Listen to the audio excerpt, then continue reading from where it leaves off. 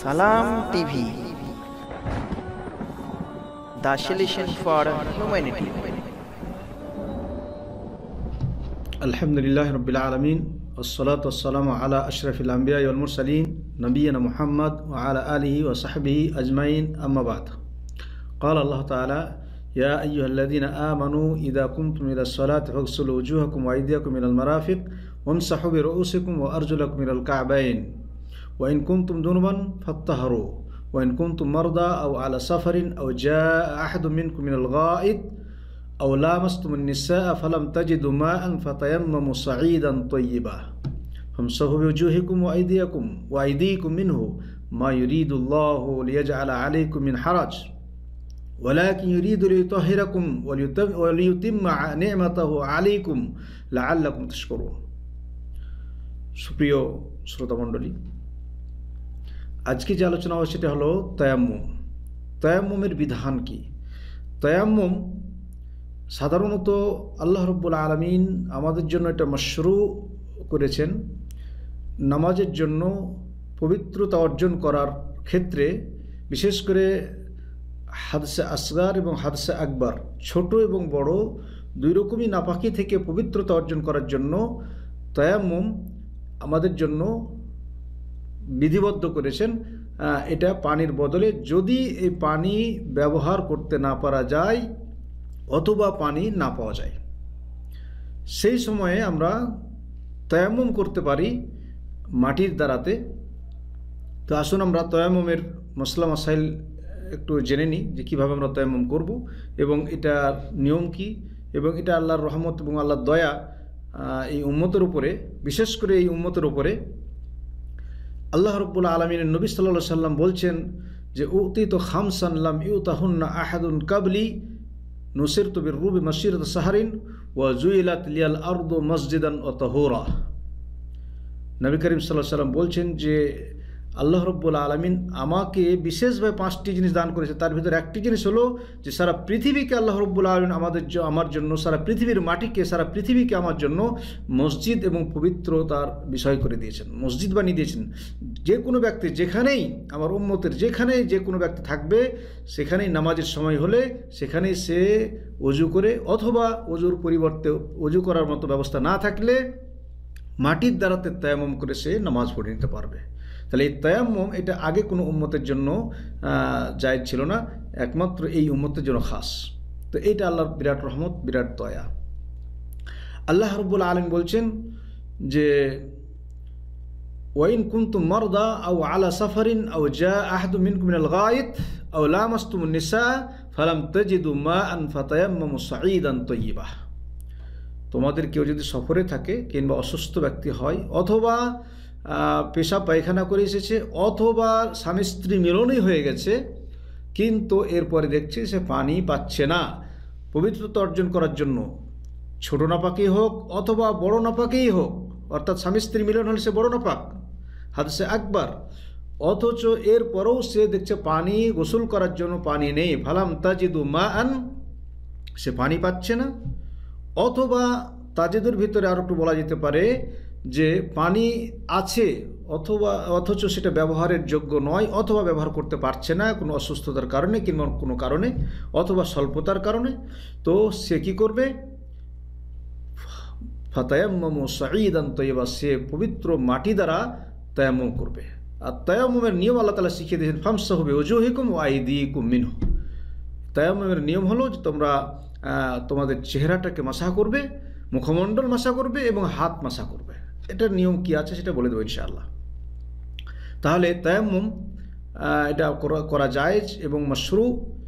এবং তায়াম্মুমের লগ্বি অর্থ হলো কাসদ, ইচ্ছা করা, আর শারঈ অর্থ হলো যে ওযুর পরিবর্তে বা গোসলের পরিবর্তে ওযু বা গোসলের নিয়ত করে মুখমণ্ডলকে ছোঁয়া, মুখমণ্ডল মাসা করা এবং বিশেষভাবে মুখমণ্ডল এবং হাত, অর্থাৎ হাতের কালাই বা কবজি পর্যন্ত মাসাহ করা বিশেষভাবে, এর নাম হলো তায়াম্মুম। যেটা কোরআন এবং হাদিস দ্বারা প্রমাণিত, সহিহ সুন্নাহ দ্বারা প্রমাণিত এবং সমস্ত ইজমায়ে উম্মতের দ্বারা প্রমাণিত। তায়াম্মুম সাধারণত আমরা পানির পরিবর্তে করে থাকি। পানি দ্বারা উজু করতে হয়, পবিত্রতা অর্জন করতে হয়। কিন্তু সাধারণত তায়াম্মুম কখন আমরা করব?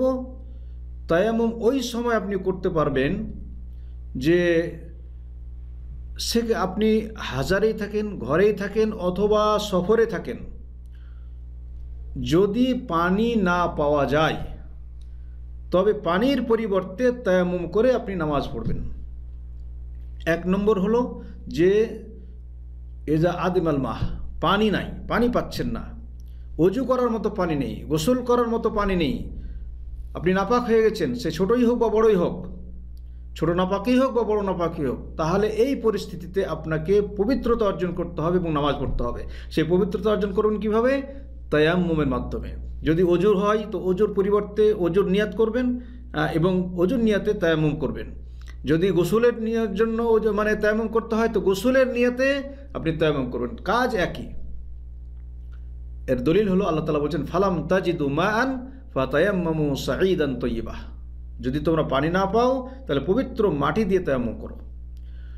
নাম্বার 2, তায়াম্মুম পানির বদলে ওই সময় করতে পারবেন যে আপনার কাছে পানি আছে, তবে এতটা পানি নেই, যতটুকু পানি আছে সেই পানিটা আপনার খাওয়ার জন্য, পান করার জন্য অথবা আপনার রান্না বান্নার জন্য যথেষ্ট হবে।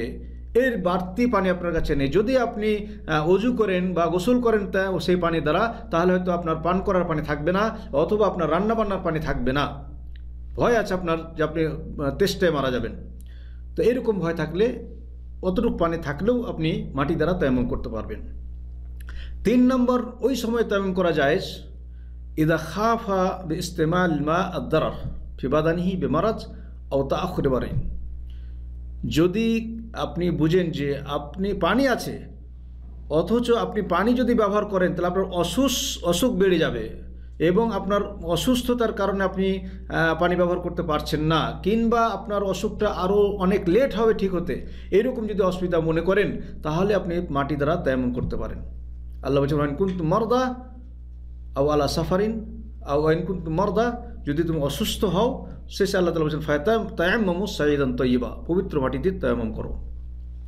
4 নম্বর অবস্থা, পানি অসুস্থতার কারণে পানি ব্যবহার করতে আপনি অপারগ, পানি আছে কিন্তু পানি ব্যবহার করতে পারছেন না, আপনি হারকাত করতে পারছেন না, ওঠা বসা করতে পারছেন না, অজু করার মতো ক্ষমতা আপনার নেই, এমনকি আপনাকে অজু করিয়ে দেওয়ার মতো কোনো ব্যক্তি নেই, আর নামাজের সময় পার হয়ে যাওয়ার ভয় আছে, তাহলে এই পরিস্থিতিতে আপনি ওই অবস্থাতে তায়াম্মুম করেই নামাজ পড়ে নেবেন। 5 নম্বর, যদি খুব ঠান্ডা, এমন ঠান্ডা যে ঠান্ডা পানি ব্যবহার করলে আপনার অসুখ হয়ে যাওয়ার ভয় আছে আর সে পানি গরম করার কোনো ব্যবস্থা নেই, এইরকম যদি পরিস্থিতি হয় তাহলেও আপনি তায়াম্মুম করতে পারেন। অসুখ হয়ে যায়, সর্দি লেগে যায় এবং অনেক ধরনের অসুস্থ ব্যক্তি আছেন যে এত ঠান্ডা পানি যে ব্যবহার করলেই সর্দি লেগে যাবে, আরও বড় ধরনের অসুখ হয়ে যেতে পারে, এইরকম যদি ভয় থাকে তাহলে করতে পারেন। কারণ আল্লাহ তাআলা বলেছেন ওয়ালা তাকতুলু আনফুসাকুম, তোমরা নিজেদেরকে ধ্বংসের দিকে ঠেলে দিও না। এই অবস্থাতে আপনি তায়াম্মুম করবেন এবং নামাজ পড়ে নেবেন। যদি এখানে আরেকটি মশলা আমাদের জানা দরকার যে করার সময় যদি আপনার এমন কিছু হয় যে পানি আছে অল্প, কিংবা পানি আছে তবে আপনার কিছু অংশ ধোয়ার মতো পানি আছে বা ধুতে পারবেন, আর কিছু অংশ ধোয়া যাবে না, এরকম কোনো পরিস্থিতি, যেমন মেনে নেন আপনার হাত কেটে গেছে বা অন্য কিছু হয়ে গেছে, তো সেই জায়গাতে ওই জায়গার পরিবর্তে তায়াম্মুম নিয়ত করে তায়াম্মুম করবেন, আর বাকিগুলো ধৌত করতে পারলে ধৌত করবেন। এখন আমরা কি দিয়ে তায়াম্মুম করব? তায়াম্মুম সারা পৃথিবীর সমস্ত মাটি এবং মাটি জাতীয় যত কিছু, যেমন বালি, ধুলো কিংবা ঢেল কিংবা পাথর যেখানে মাটি লাগা থাকে, এই ধরনের জিনিস দিয়ে, যাকে মাটি বলা যাবে, এই ধরনের জিনিস দিয়ে আপনি তায়াম্মুম করতে পারবেন। যেমন হাদিসে কোরআনুল কারীমে আল্লাহ তাআলা বলছেন ফাতায়াম্মামু সাঈদান তাইয়্যিবা, পবিত্র মাটি দিয়ে তায়াম্মুম করো। নবী সাল্লাল্লাহু আলাইহি ওয়াসাল্লাম বলছেন ইযা আদরাকতুমুস সালাহ তায়াম্মামু বিল আরদ আল্লাতী ইউসাল্লুনা আলাইহা তুরাবান আও গায়রিহি। হ্যাঁ, বলছে যে তোমরা যখন তোমাদের নামাজের সময় হয়ে যাবে আর পানি নেই তো তায়াম্মামু বিল আরদ, মাটিতে তায়াম্মুম করো, যেখানে নামাজ পড়ো সেখানে করো। তায়াম্মুম করার নিয়ম কি, সিফাত কি, কিভাবে তায়াম্মুম করবেন? তায়াম্মুমের সিফাত হলো আপনি আঙ্গুলগুলোকে এইভাবে খালি রেখে বিসমিল্লাহ বলে অজু বা গোসল যেই উদ্দেশ্যে তায়াম্মুম তার নিয়ত মনে মনে করবেন। নিয়ত করে আঙ্গুলগুলোকে খালি খোলা রেখে মাটিতে একবার হাতে এইভাবে মারতে হবে।